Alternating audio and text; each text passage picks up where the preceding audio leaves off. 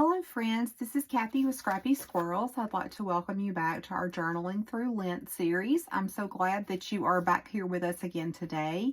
If you have been following along and you are enjoying our video series, I would encourage you to go over to YouTube and to like and subscribe to our channel at Scrappy Squirrels. If this is your first time joining us, make sure that you go back and watch the previous video so that you don't miss out on any of our tutorials that we've already covered. Now today I am going to do something a little bit different. If you guys remember, the last page that we decorated in our book, we kind of did both sides of the page. So we went ahead and covered both days 32 and 33 with our little heart border. I am behind on my journaling, guys. So I'm not going to be making a new page today. So I thought what I might do instead is just to share with you some of the things that I look for and some of the best finds that I've come across when I'm shopping at thrift stores such as Goodwill, Carm, or any other thrift store you may have in your area. I try to go at least once every couple of weeks to our local thrift stores just to see what I can find, because they are such a treasure trove of materials that are perfect for junk journaling. So the first thing that I look at when I go into a thrift store is to go over to the crafting area or the textiles. And one thing that I never pass up is old vintage sewing patterns. These are so great for so many things. There's always some beautiful art on the front that you can cut out. You can use that in your journals. But then you've also got the paper of the patterns itself, which is a very, thin tissue-like paper. And it's great for layering. It's great for collage. And there's so much of it. And most of the times, these patterns are very inexpensive. Usually they're like less than $1 at thrift stores. So I always try to pick those up, especially if it's got an interesting drawing or picture on the front. I also will always check out the textiles. So I'm always on the lookout for any kind of doilies, lace, old hankies. These are just a couple of things I've picked up at local thrift shops. I love this circle hanky that's got the violets on it. And then this is just a little lace doily, and it looks like I paid $1 for that. So you can always use those on the covers of your junk journals, and you can use those to tuck inside the junk journals as well.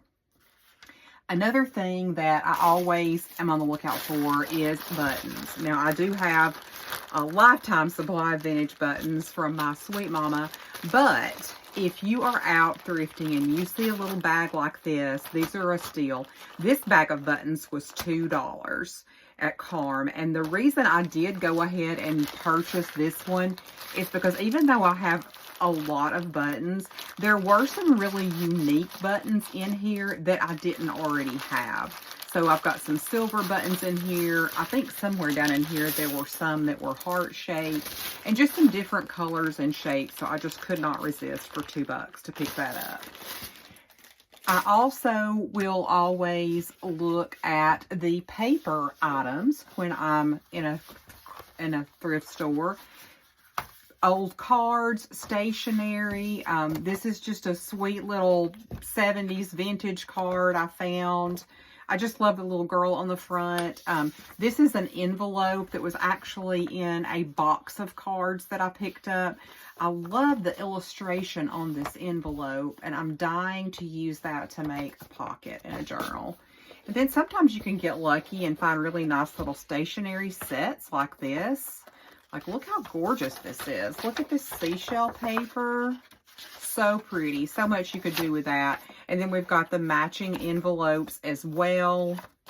So cute. And it looks like this was like $3. So what a steal.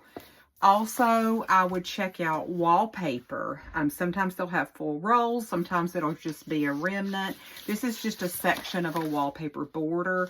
But this would be a beautiful journal cover or you could also use it on the inside of a page. So that's another source of material, is old wallpaper, especially vintage wallpaper samples or even partial rolls.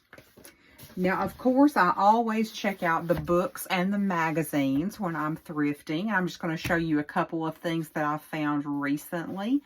Love the Peter Rabbit book. So this is just a little children's book I picked up at Goodwill. This will make a beautiful base for a junk journal, or I could remove some of these pages and add it into an existing journal. And most of the time, children's books are very inexpensive at thrift stores. This was a really interesting find. This was another Goodwill find. And this is a Victoria's Secret calendar book from 1991. But the reason I got it is look at these gorgeous florals in this book. And it's got some really pretty reproduction of paintings, and it's got some poetry in it. Just gorgeous. So I had to pick that up. And then I've got a couple of magazines I found thrifting. This is a Time Life magazine from the 1920 to 1930. And the thing that interests me about this one was not only does it have some like gorgeous photos, this is like the flapper era, but there are also some reproductions in here of advertisements. I'm trying to see if I can find that. Okay, here's a couple. Those are so cool. So just little things you can clip out and put into your journal. There are a couple of magazines I will always buy if I see them. Victoria is one. Another one is the Ideals magazine. These have just such beautiful illustrations. This one, of course, Victoria, is very much the shabby chic look. Just all of these gorgeous images. This one's from 1992. Another thing I like to pick up is any type of sheet music that I can find. So this is a really old book. I think I may have gotten this at Vintiques in Cleveland, which is more of an antique store, but they have a paper room that is full of old books, magazines, ephemera, but anything like this, I love it. This will make some beautiful journal pages. And also with any old dictionaries or textbooks or anything like that, especially if they are in a foreign language. I don't know why, but I just think that is so cool. So the last thing I'm going to show you is just some different types of things that I can use for tuck spots, journaling cards that are a little bit different. This is just kind of thinking outside the box. So one thing that I like to look for are really interesting playing cards. These are a great addition to a junk journal, and just look at the patina on that. Okay, let's just appreciate how that's already perfectly aged. And they've got a really pretty butterfly on the other side. This little set of playing cards was $1.95 at McKay's Used Books. Then this is part of a set I picked up. These are some address to from labels. And they caught my eye because it's got like English and I guess that's French. But those would be really cool to add to your journal. Any type of flashcards I think are fun. And if you don't pick these up at a thrift store, you can always find these pretty inexpensively at the Dollar Tree. But these are just fun to add. This is, I really loved these. These were at Carm, I believe, but they obviously are like teacher created materials, because this is something you would use on a bulletin board, but they look like canning jars. And I thought, what a cute journaling card that could be. So I love that. And then I do also have this pack of kitchen labels that I picked up at Goodwill. So these are stickers that I'm imagining you would put on frozen or canned items to tell what it is and how long it's been there.